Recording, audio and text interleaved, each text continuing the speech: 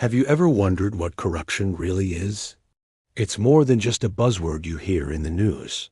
Simply put, corruption is the abuse of entrusted power for private gain. This can look like a lot of different things, dishonest or fraudulent acts that harm the public interest, undermine good governance, and slow down progress in our society. It's a problem that affects governments, businesses, and even non-profit sectors. So, what are the different faces of corruption?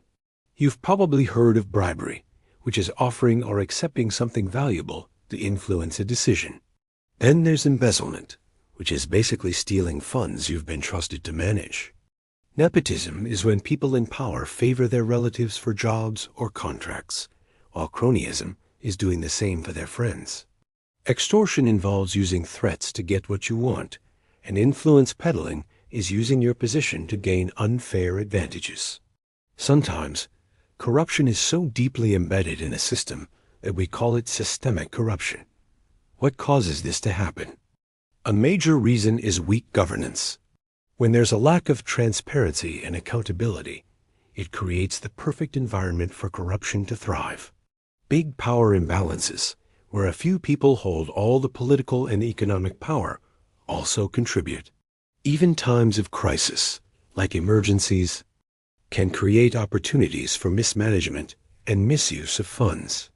And when the rule of law is weak and people can get away with corrupt acts without consequences, the problem only gets worse.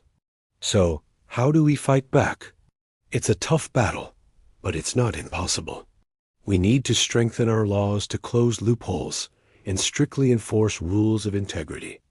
Increasing transparency is key, making sure decisions are made openly and the public has access to information. We also need to empower independent oversight bodies, support a free press, and encourage civil society to act as watchdogs. Ultimately, it is all about promoting accountability and making sure that officials and institutions are held responsible for their actions. Around the world, many organizations are leading this fight. The United Nations Office on Drugs and Crime, or UNODC, coordinates international efforts and oversees the UN Convention Against Corruption. Transparency International is famous for its Corruption Perceptions Index, which ranks countries on how corrupt their public sector is perceived to be. And here in the U.S., the Department of State works globally to help other countries build their own capacity to combat corruption. It's a collective effort, and every step towards transparency and accountability makes a huge difference. Thanks so much for watching. If you found this information helpful, please hit that like button and subscribe for more content. See you next time.